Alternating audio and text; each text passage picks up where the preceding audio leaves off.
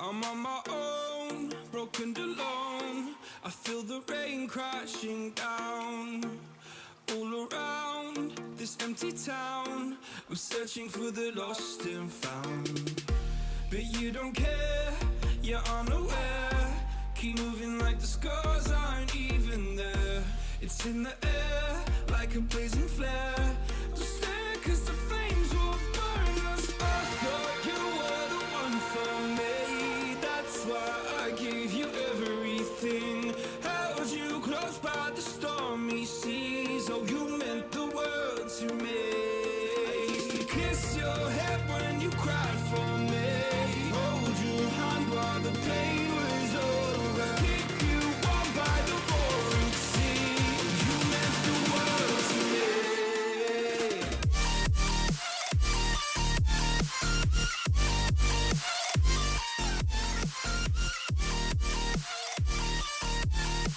Oh, you meant the world to me.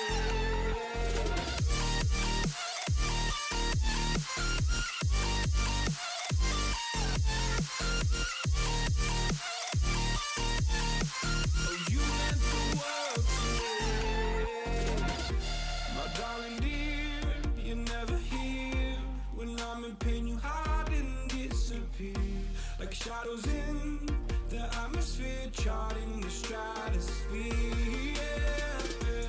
I prayed for you and kept you near, in hopes you'd chase away my fears. I'm on my own, you made it so, and now I'm chasing nightmares too. I used to run with you through the great big leaves, laugh at you when you laugh at me.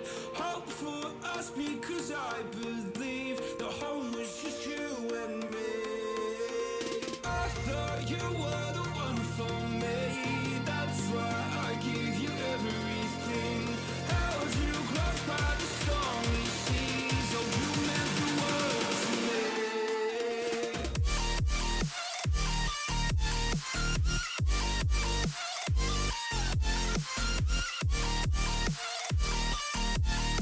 Oh, you meant the world to me.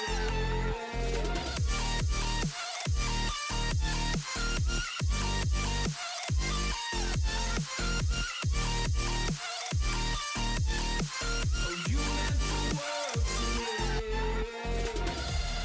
Oh, I'm gonna do this on my own. Check, check, check, check. No point in blaming you, you did not know. Oh, I thought you were the one for me. That's why I gave you everything. Held you close by the stormy seas. Oh, you meant the world to me.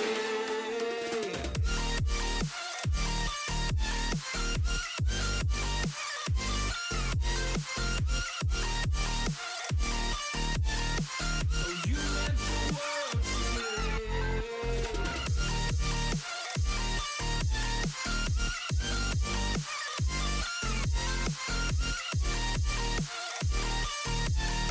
Oh, you meant the world to me.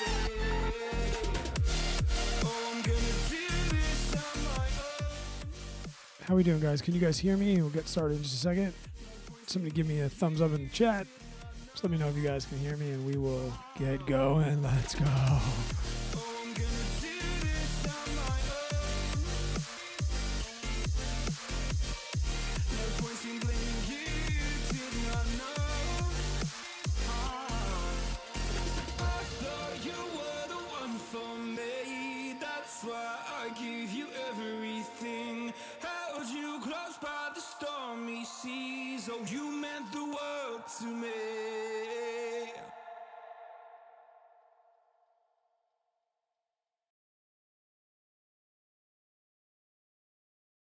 All right, I'm muted. I'm back. What's up? How are you guys?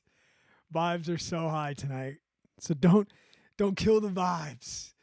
The vibes are good. I think for those of you that have been here for a couple weeks know the battles with cameras, and last week it was like I was in the Matrix. Everything was in slow-mo. I think I had it figured out. But you guys said you can hear me good. I hope you can see me good. The one thing I actually have it live too. I just have to make sure that I set this up right. If I go to alternate screen, let me just see. You guys are on a 6-second delay for me. So I'm watching to see if it changes in 6 seconds. Beautiful. All right. So that's how we're going to do that. That's awesome. Good to know. All right. So before we start, as always, yeah, perfect. Thank you, Chris. I appreciate you. How's California, man? How the hell is California going? Before I get into it, as always, I just want to thank the live stream sponsors for tonight, the channel members that you can join by clicking join. We got a new one this week, but we have, starting off, thank you, Christian, the legend. He's got a 10K badge. Mike T, thanks so much for your support, man. Love it. Corey's been supporting me back since the personal finance days. Next time I see that guy, I'm going to have to buy him friggin' whatever dinner he wants and the beer of his choice if he's still drinking. Andy, thank you. Thank you so much for your support. I appreciate you. And the running ape, good old Ryan Breesy, who is paced me in my 100 and surprised me with the channel membership as well. So thank you guys for supporting the podcast and anybody else that's looking forward to doing that in the future. Also found out in the chat you can gift memberships too if you'd like to do that, if you're into that. And yeah, Chris, it is hot here as well. Super, super hot here as well. Tonight's going to be an awesome episode, and I hope you guys caught the short one that I put out. If not, no big deal. I kind of just went through all the things around the training block. And I have to say that today I analyzed the crap out of it. You're going to see all the spreadsheets and stuff I make. This is why, guys, I need a coach because, damn it, am I an overthinker. I'm texting everybody I know. Like, does this seem right? I feel like I'm doing less. So I definitely want to talk about the structure. Dan Runs, what's going on, buddy? Thank you. Thank you for joining the chat. Appreciate you. So we're going to talk about that. The first week is in the books. And I wrote in the stories today that like the first week is almost as exciting as the last. It really is so true. Those first couple weeks of a training block, especially if you're coming off post-race blues like I've been, it was just so nice to have something to do every day. It was just so nice to have, structure again. And then throwing in speed work on top of that, it was just a great week. That's riding right into now. Like the vibes are effing high. And I'll talk about the details of that and why I think that is the case. And it's kind of weird, like we're in the dog days of summer because it's super hot, but I'm just getting fired up. And according to Garmin, I'm 100% acclimated to the heat, which I think is complete and utter BS because there's no way I'm getting adjusted to this at all. But yeah, now that those middle couple weeks in the block, I know those are going to be the tough ones, especially when I get ready to go back to work. But all I see right now are clear blue skies.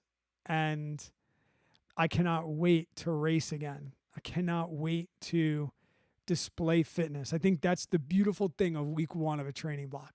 Like I have all the time in the world to complain and whine and all the things that are going to come up in the near future. But this is, I think, about as fired up as I'm going to be before we get to mid-October. That and I'm pacing Jigger Johnson next weekend. I'm going up to the White Mountains in New Hampshire. Like that just fires me up too. And Ryan's going to become the first New Yorker ever to complete that race. I didn't see any other New Yorkers on the list this year, maybe one other one, but Ryan, he's coming in hot. And yeah, so I'm looking forward to that and being a part of that epic journey. And it looks like it's going to be somewhat dry. So yeah, and hopefully up there in the white. We'll get to that. I'm putting the cart before the horse. Okay, so let's take a look at the training block. And one thing I'm going to bring up too, and for anybody else that's listening on the playback, you can always hop onto YouTube and watch this in playback. I'll leave it up.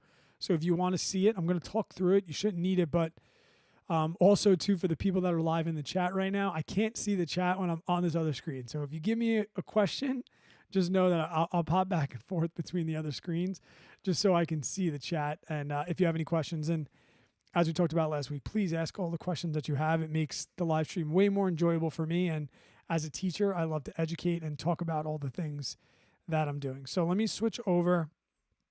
And the one thing we'll see here is this is a comparison of 16 weeks till Canyons with Mike McKnight, my coach, and then 16 weeks till Javelina with a structure that's based off Zach Bitter. Zach Bitter is not my coach, but this is definitely based around his philosophies and the things I could grab online and the things I can find.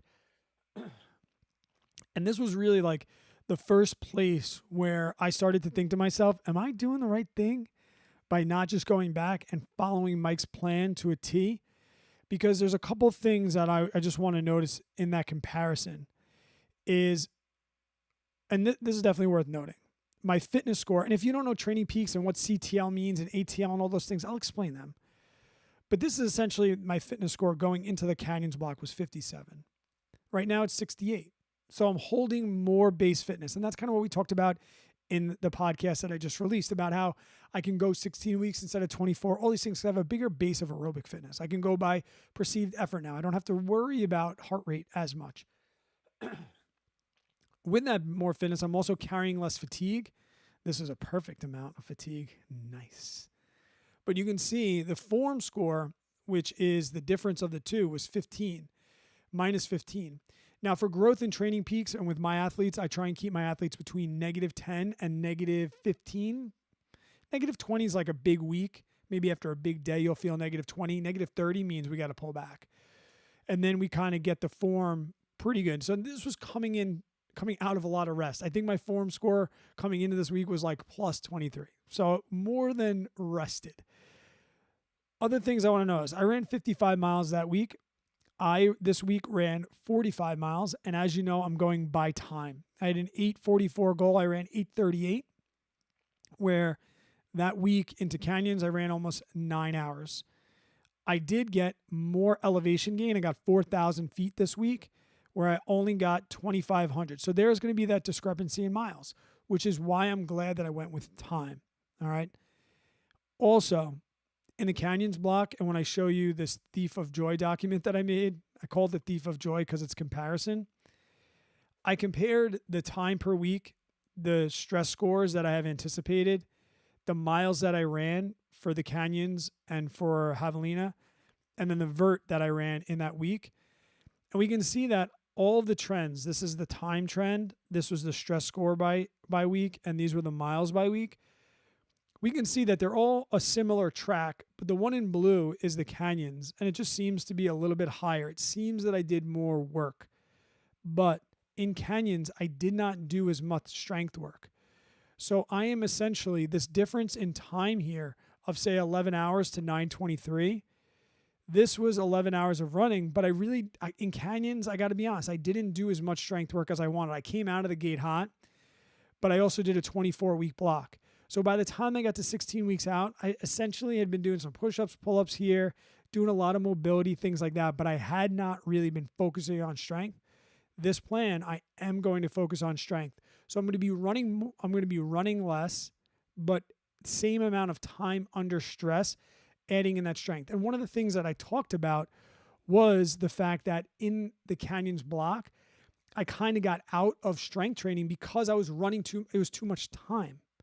You know, where I found now, especially getting older, right? My T levels are probably lower. I definitely need to bank more on strength. So I'm making that a priority. And with that is definitely going to come decreased amount of time running, but I'm going to run harder. So the stress should still be the same. Where this right here, this middle one, these columns E and F, the stress score, that's really what I care about. Okay. And this comparison of 2,000 difference or 400 a week, a stress score of 200, I can show you what a stress score of 200 looks like. A stress score of 200 is like a 3-hour run. So it's a lot, but if I do 3 hours of exercise every single week, that's going to make up for that difference in stress, and I still should get the same stress stimulus. What I did like to see when I compare these two is they definitely, like I said, they track the same. This big week right here, this big spike, that was the Grand Canyon, where I don't have anything really planned like that. So you can see how it kind of levels out in mileage, where the Grand Canyon was super slow, right? Look at it's almost 18 hours. What was that, week 12? 18:21. That was 17 hours of that, 16 hours of that was the Grand Canyon.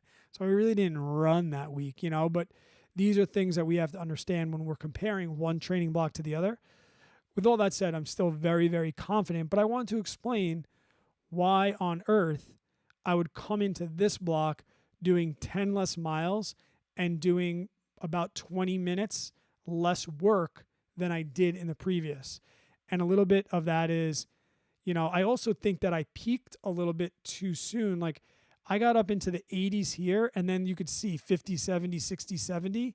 This was kind of like Mike being like, hey, you need to get another 80-mile week in you, where I kind of like fell off. If I could push this whole block and have that 80 ride right into this 80 and have like an 80 and 80 here, I think that's going to be good. I planned all these mileages out according to the average pace for the block. So whatever the average pace for this was, I think it was 11:30. It just calculates all that according to the average pace for the week. So that will change a little bit over time. And like I said, vert, I got 105,000 feet in the Canyons block. I'll probably get 100,000 in this block, and I'm not even trying to get vert because I like running on hills. That's going to be some more strength and things like that. So here's how week 1 totally worked out, and then I'll go back and I'll answer any questions that you have. First week, and also my strength is going to change, but this is pretty similar. And I'm going to make videos on each of the strength things that I'm doing, the routines, just so people can add them into their programming. So every time I say I did lower body, core, or upper body, you kind of know what the hell I was talking about.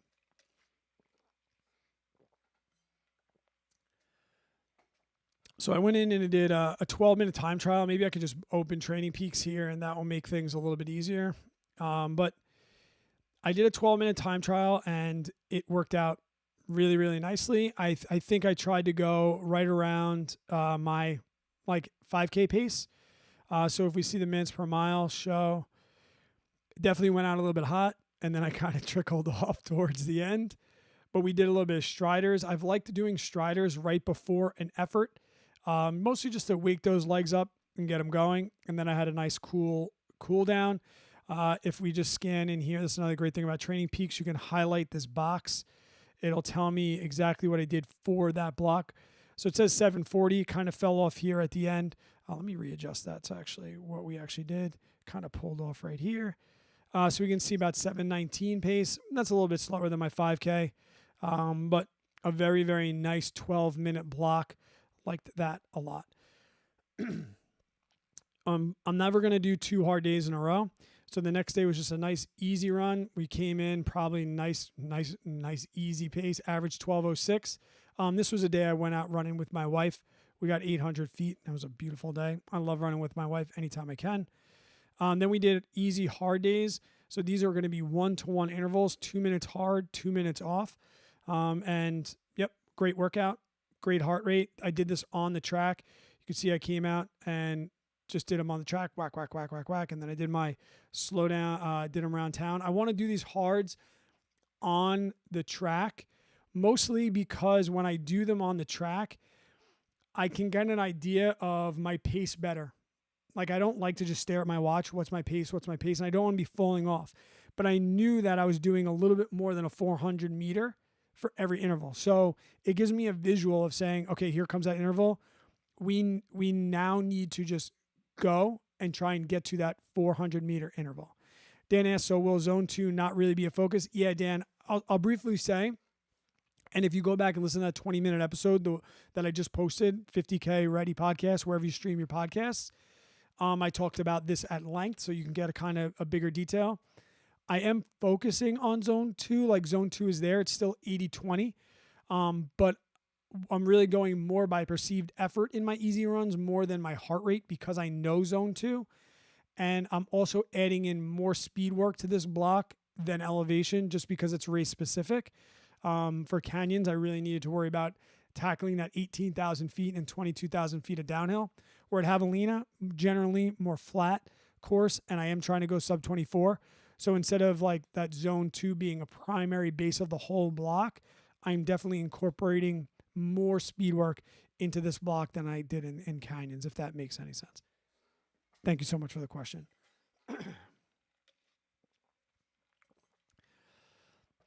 And then on Friday, got out again and did a nice easy run, 617 feet. Like I said, trying to get into the trails a little bit more. Nice easy run there. My long run yesterday started off slow, but we got almost 2,000 feet, and there was pouring rain. And I'll tell you this, for anybody that's got hot, like I am going to be looking for the rainy day of the week. Hopefully it rains one day a week, and I'm doing my long runs on those days because it is so humid here. Like I'm not in like Arizona. I don't live in high desert. It is humid as all hell. So it is like, it's just, if you live in a humid environment, you know. If you don't, it's hard to explain. Like when I went to Arizona and I tried to explain humidity, or they'd be like, oh, it's so humid. And you'd look and it was like 30% humidity. You'd be like, this is really humid. It's hard to explain to somebody that doesn't know. But the other day it started off at 85 degrees and 90% humidity because it was going to rain. And then the sky just opened up and it downpoured for the entire rest of the 3 hours. And it was so nice because you're so soaking wet anyway because of all the humidity. You soak through your clothes in 20 minutes anyway. You might as well just be sopping wet from the rain. So it was so I got out nice and easy. And then once the rain came, I kind of like picked it up and I just started cooking. I had a really, really nice run. 13 miles, probably a little bit low. But once again, back to the time, I didn't have to worry about it. Like there's been so many times I've been in Sunken Meadow State Park and I just got off to a slow start and I'm like, oh man, I can't get off to a slow start. I got to run 18 miles. It didn't matter. And it was so nice too. If you're a family man or a family woman, like it was nice saying to my wife, I'm going to run 3 hours. I will be home in 3 hours and 20 minutes. It's going to take me 10 minutes to get there, 10 minutes to get home. As opposed to being like, oh, I'm going to go out and run 18 miles. It could take me 3, it could take me 4. She was always supportive of that, but it was so nice to be like, yeah, I'm going to be back in the door at 9:30. And she was like, okay. So didn't get as many miles, but that's okay. I really need to get out of this mindset of miles. And then today my wife is away. She went out with her girlfriends for the next 2 days. So I was able to get on the treadmill today and get a nice run, which was kind of nice because I have central air, so there's no humidity in my house.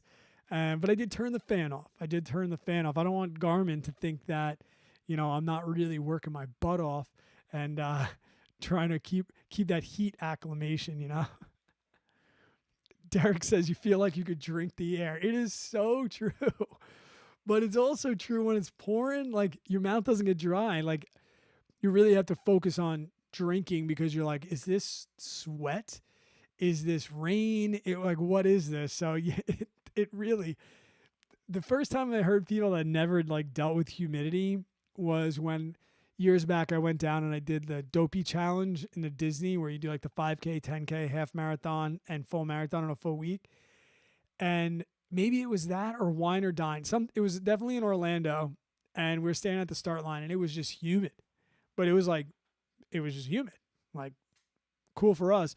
But there was people standing there like, how am I just standing here and sweating? I'm like, oh, you don't know humidity. Well, let me tell you about 2 shower season because that's what I'm in right now where you go run in the morning, even if you jump in the ice bath, you are just going to sweat the entire day. You're just going to sweat once you start sweating this time of year in New York, once you start sweating, you are just going to you have to accept the fact that you are just going to sweat the entire year. And that, my friends, is humidity. So yeah, that was the end of the whole week. If I go back to the Hilton screen, yeah, that's the whole week. 4,000 feet, 9 hours with a 25-minute core. I didn't time these ones, but they were all about a half hour. I'll make sure that I time them just because I want to keep better statistics now that I've done that comparison. I really want to make sure that I'm staying on time with those. But yeah, happy with the 45 miles. Yeah. Let's see if we have any questions inside the chat, and then I'll get into next week. How's the rabbit gear? Does it dry out pretty good? Does it feel soaked? I don't know how to say this without like sounding like a fanboy. But if I could pick one sponsorship, And that I'm talking about Morton's gel. I'm talking about Hoka's. I'm talking any fancy thing, nutrition you could think of, anything. Gear, Solomon. If I could pick one sponsorship, it'd be Rabbit. Every single thing I've ever put on has just been the most practical and the most comfortable thing I've ever worn. And I'm a big like button down guy as it is.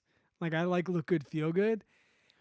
And the first Rabbit button down, I wanted one. I think I saw it on Kafuzi's channel and I was like, I want that now. I want it. And then I looked and it was a $75 shirt. And for those who don't know from my frugal days, that plaque is not from this channel. It's from my other one. I am very frugal. And I'm like, $75 is more than all the shirts that I own combined, the cost. And I ended up getting one for Father's Day after I told my wife this story. And my life was changed. And now I have pretty much every single one. I didn't get the one with the donuts. That's not really my style. But I think I have enough now where pretty much I can wear a different one every single day. And yeah, it's that good. Now do they get wet? Yeah, but they're cool. And they drive very, very well as well. So yeah. I love them. And I got picked for their Rad Rabbit team, which is an ambassador program, just kind of like, help us out. And they gave me a discount and I bought their $80 shorts for $40, which is still really expensive for me to buy shorts. And it had it has the pocket. It has like almost like a waist belt built into the shorts. For SP50, I fit 12 gels in there. 12. And it didn't bounce. It didn't feel weird. Yeah, it was good. So I hope that answers your question. All right, let's talk next week. I'm so thirsty. Oh, Todd asked, how's it been using the speed goats? So I ran 4 times in the speed goats this week. On Friday, it was great up until Friday, and they made my like pinky toe kind of like not blister, but I felt like a little hot spot on that hour and change run. And I was like, oh my gosh. I'm like, I liked them so much leading into this. Am I screwed now? And the answer is no. Because I think it was just a sock and the way I tied them up or even just lubed them up. Because I wore them for the 3 hours on Saturday and they won the starting gig. They're going up to Jigger Johnson with me. They are going to be my go-tos. I have the La Sportiva Prodigio coming on Monday that I also want to try out because the Hoka's kind of happened by accident, the speed goats. I saw them on REI and I was like, okay, I'll take these for $100 just to try them. I'd never worn them. They also, in the pouring rain, they drained water so much better than the Challengers. The Challengers, like when you walk through water, and I've walked through rivers and it's like, you feel that water in the bottom of the shoe. You definitely feel it, where I did not feel that with the Hoka's. As far as the fit, I wore the Challenger wides, and now in hindsight, I had somebody tell me Brad, I don't think you should be in wides. Your feet are flat. You have no arch, but your feet aren't wide. So I was getting a little bit of fifth metatarsal pain in the Challengers, which I always kind of just thought was you're running 80 miles a week. Your feet are going to be tender. They didn't hurt. They were just tender. And he's kind of saying with all the trail you run in the camber in the trail, you might have been just banging your toe against the outside because your shoe might have been too wide. And I'm like, I don't want to change this because I never get blisters. I never get toe problems. And he was like, well, the toe problems, and this is a guy that knows shoes. He's like, toe problems are going to be the length. He's like, usually outside or arch are width. So he's like, when you go get your next pair of Challengers for shits and grins, try the regular size, but go up in length to make sure your toes are good. And so I got the regular size, and the toe box is definitely a little thinner on the Speed Goats, but I think it was a sock shoe combination because, like I said, I ran 3 hours in them and they were great. They were great, and my outside of my feet have not bothered me since I haven't really worn the Challengers since SP50, and the outsides of my feet where they used to be like really tender after the race, they've been really, really good. And another thing that I'll mention briefly about shoes, and I just want to give some advice to people that are going through shoe issues like me, where like I don't know if I'm a size 10, 10 and a half, 11, 12, 12 and a half. Every company seems to be different. The same guy that was giving me advice on the shoe was like, hey, Brad, look at the Euro size across all of your shoes and see if you see any consistency. And all the sizes that I liked were all the same Euro size. And that was super helpful because when I bought the Sportivas, they were like a 12 and a half for a Euro 46 is what I wear. I never would have bought a 12 and a half shoe. Like my walk around sneakers were like 10 and a halves. Like I can like walk around in a Euro 45, but to run, I want to go up to a Euro 46. So like I give some advice on that. Like look at your shoe and look what the Euro size is. And I noticed that my Hoka Challengers that were 11s, they were a size 46. And my Asics Nova Blast road shoes that were an 11 and a half, they were Euro 46. And the Mount to Coast that I really, really like, they're 46 Euro. So now I think I'm only going to be ordering shoes according to the Euro size. So that's a little bit of advice. Derek asked, did you ever figure out if it was the shoes or the socks that hit you in canyons? Oh, yeah. I talked about that in the recap episode. You can go back and listen to that podcast as well as the video. But short story, yeah, I wore shoes that were too big. Actually, I wore shoes that were too big and too small. I wore 5 different shoes the day at Canyons, which was probably a mistake. But it wasn't socks. It was me thinking that I had to change shoes because I'd heard so many times I had to change shoes. And I put on shoes that were less than ideal that I hadn't trained in enough. And I didn't realize that, the same issue that I'm talking about, like they felt good in the width, but they were too short. So they banged up my toes. So then my toes hurt. So I put on shoes that were really, really long, but they were also really, really wide, which made my feet slide, which was that massive blister on the arch of my foot that you might have seen in the end of the video.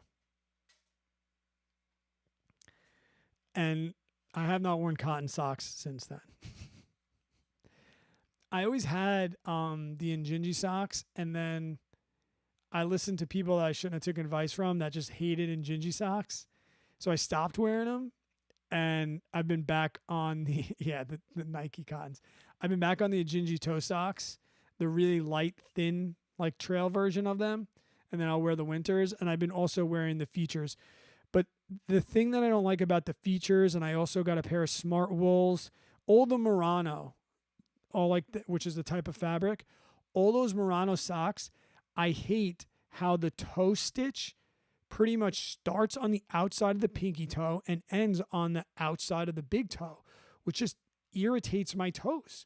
Where the Njinjis, there's like no seams, so you don't feel any seams inside the shoe. I guess if you're feeling those seams, maybe my shoes are too small, but yeah, that was a good little shoe talk. Appreciate you guys. Thank you.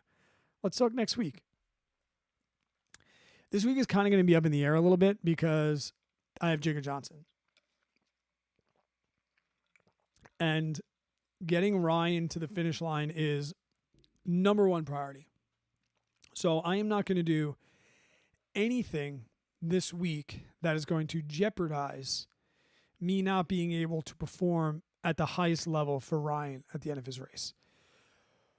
For those of you that are not from the Northeast, you may have seen memes and things like that. It's zero piece of this race is going to be runnable. Zero. Like probably out of the start gate, you'll be able to run for about 100 yards. And then coming into the finish, you'll probably be able to run 100 yards. Other than that, and Northeast trails, especially in the White Mountains, they're just not runnable. Maybe joggable, maybe. But I think And if Ryan's in here, he can let me know. But I think he dropped at like mile 60 something, and he was like 30 hours in at mile 60 last year. And it's gonna be it's just hard. It's just scrambling. It's just huge rocks. It's just very, very technical. And when it's not technical, it's just swampy, boggy. And I got him. I'm picking him up at like mile 85 or so, and I'm gonna bring him in. Now they've changed the course a little bit because there was some mudslides and stuff. So rumor has it they've extended the course, so it could be anywhere from 104 up to 110 to 12 miles. So I really don't know, like, what I don't know. I don't exactly know how many miles I'm gonna have to do, but I know it's gonna be a grind regardless. Give me 1 second. I'm just getting a warning here.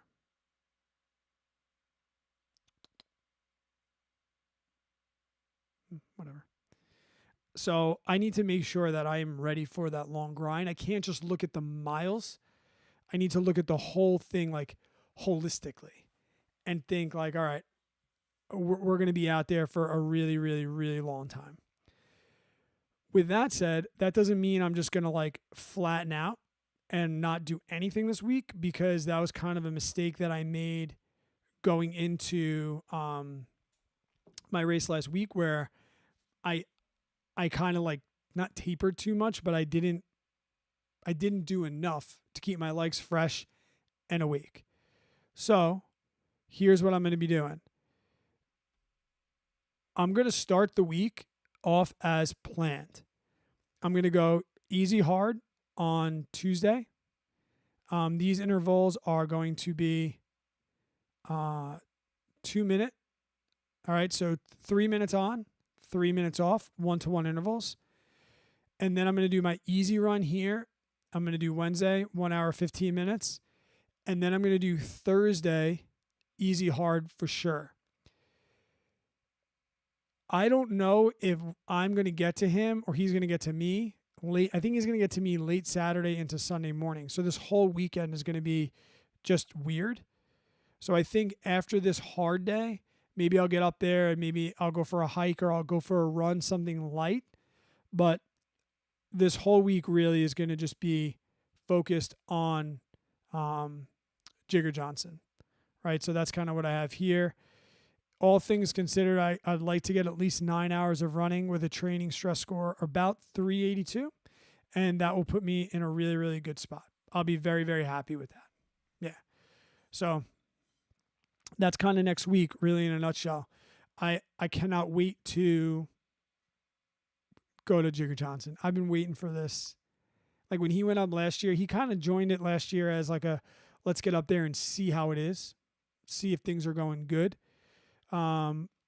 Wasn't sure if he was exactly going to finish, but definitely knew that was something that he wanted to do. And being friends with him now for well over a year, like I wanted to go last year to watch him, and I'm just so pumped.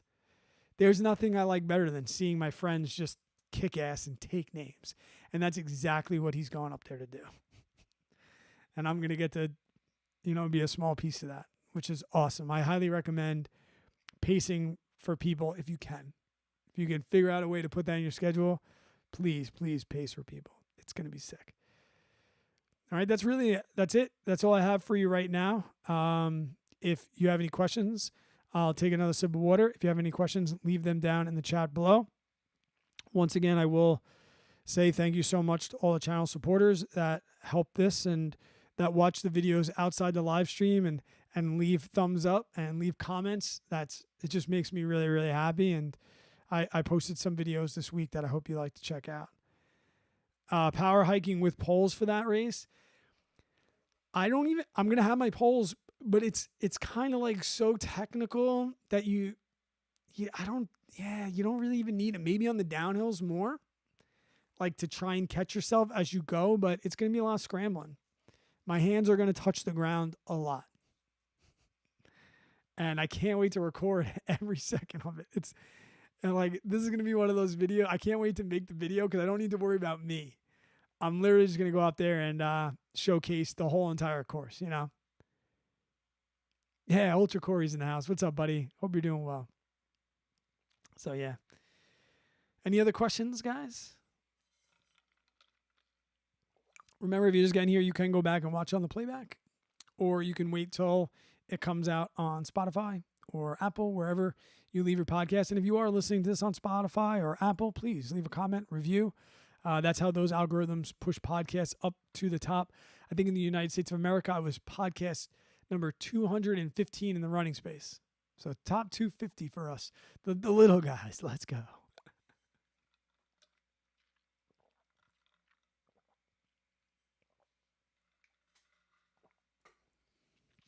All right, guys, I'm going to get out of here. I appreciate all of you. Thank you always for the support. I'll catch you over on Instagram. Go out there, kick ass, take names, keep it lit. All right.